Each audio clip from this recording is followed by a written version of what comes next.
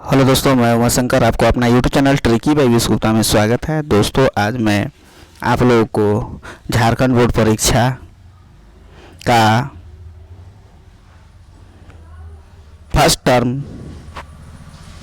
Examination 2022 का 12th class का Hindi core आरोह काव्य भाग 2 कुंवर नारायण बात सीधी थी पर कविता की वायरल MCQ क्वेश्चन लेकर आया हूं दोस्तों, जो आप लोगों को टर्म 1 में होने वाले एग्ज़ाम के लिए बहुत ही इम्पोर्टेंट है।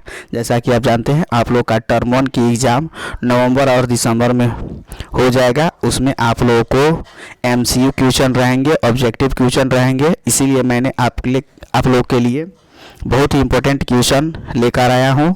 कुंवर नारायण बात सीधी थी पर का वायरल क्वेश्चन है, इसीलिए आप इसको लास्ट तक जरूर से जरूर देखिएगा और हो सके तो मेरे चैनल को शेयर तथा सब्सक्राइब करना नहीं भूलेंगे दोस्तों। तो चलिए दोस्तों, देखते हैं आज का VVI MCQ क्वेश्चन।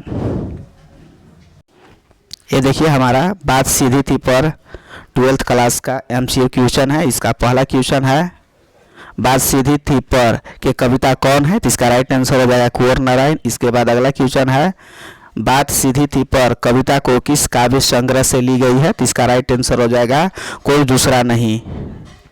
इसके बाद अगला क्वेश्चन कह रहा है, इस कविता में किस बात को कहने के लिए किस पर विशेष जोर दिया गया है? इसमें राइट आंसर हो जाएगा भाषा की पर जोर दिया, भाषा की और सहजता एवं सरलता में। इसके बाद अगला क्वेश्चन हमारा है, अगला क्वेश्चन कर रहा है, कविता में भाषा की सहजता एवं सरलता क्यों जरूरी है? इसका आंसर हो जाएगा ताकि कविता के भाव एवं उद्देश्य श्रोताओं की समझ में आसानी से आ सके। इसके बाद अगला क्वेश्चन है, एक अच्छी कविता बनाने के लिए क्या जरूरी है? इसका आंसर हो जाएगा सही जगह पर सही भाषा या शब्दों का प्रयोग। इसके बाद अगला क्वेश्चन है, बात सीधी थी पर कविता में कौन सी भाषा का प्रयोग की गई है? तो इसका आंसर हो जाएगा खड़ी बोली का। इसके बाद अगला क्वेश्चन हमारा कह रहा है, कविता में कौन सा छंद का प्रयोग किया गया है? तो इसका आंसर यहाँ देखिए दिया हुआ है, यह मुक्त छंद का प्रयोग कविता में की गई है।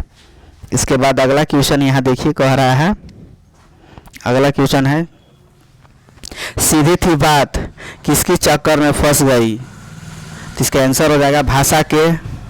इसके बाद अगला क्वेश्चन हमारा है, बात को सही करने एवं भाषा को सरल बनाने के चक्कर में कवि ने कविता में क्या किया? इसका आंसर हो जाएगा कविता के शब्दों में थोड़ा बदलाव किया। इसके बाद अगला क्वेश्चन यहाँ है, आपका अगला क्वेश्चन यहाँ कह रहा है, शब्दों में थोड़ा बदलाव कर कविता को ठीक करने के चक्कर में भाषा कैसी हो गई?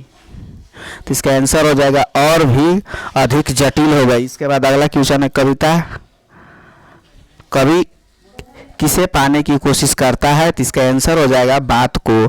इसके बाद अगला क्वेश्चन है, भाषा के साथ साथ बात कैसी हो गई? तो पेचीदा हो गई।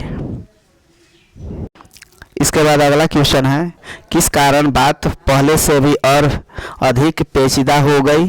तोड़ने मोड़ने उलझने पलटने घुमाने फिराने के चक्कर में।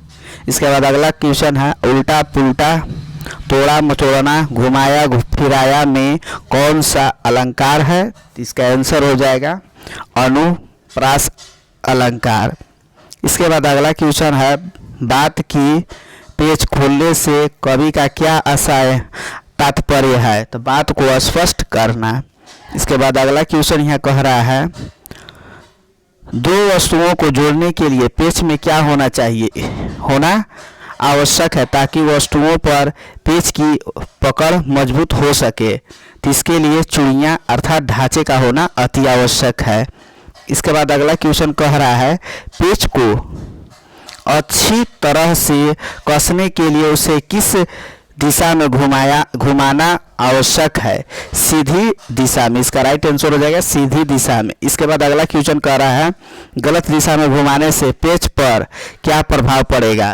पेच कसने के बजाय खुलने लगेगा। इसके बाद अगला क्वेश्चन है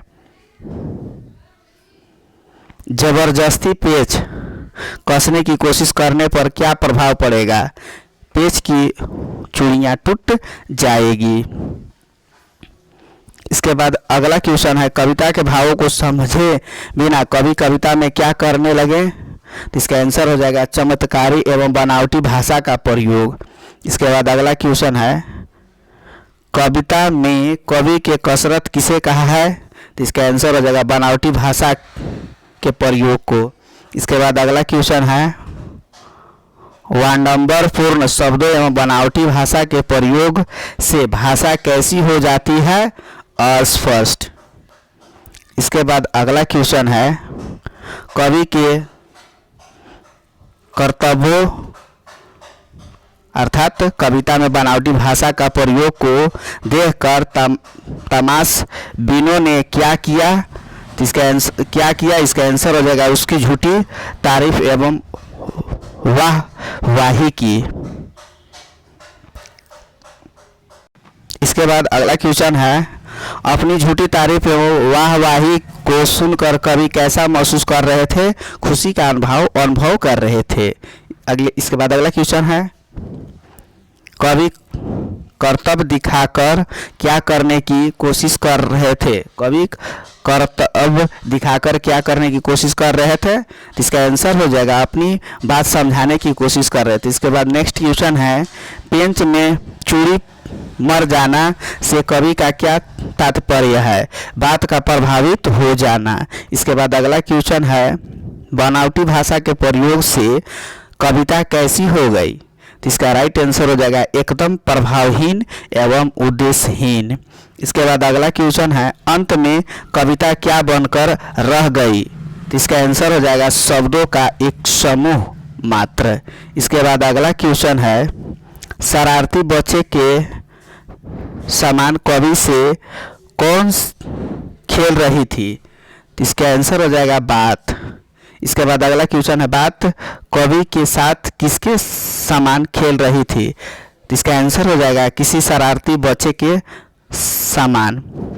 इसके बाद अगला क्वेश्चन है कवि कविता में भाषा का सही प्रयोग न कर पाने से परेशान कवि को देखकर बात रूपी नटखट बच्ची ने उससे क्या पूछा?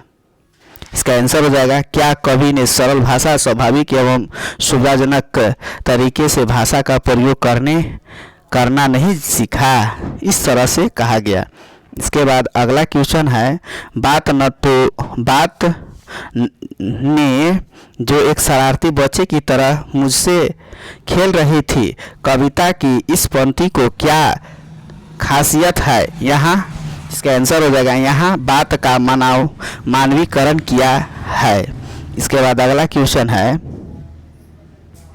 पसीना पूछते ठीक ठाक हार कर में कौन सा अलंकार है? तो इसका राइट आंसर हो जाएगा अनुप्रास अलंकार। आप अगर अलंकार के नहीं जान रहे होंगे तो मैं आपको डिस्क्रिप्शन बॉक्स में आप लोग को अलंकार का लिंक दे दूंगा, उससे भी जाकर आप अलंकार को देख सकते हैं। इस तरह से मैंने आप लोग को ये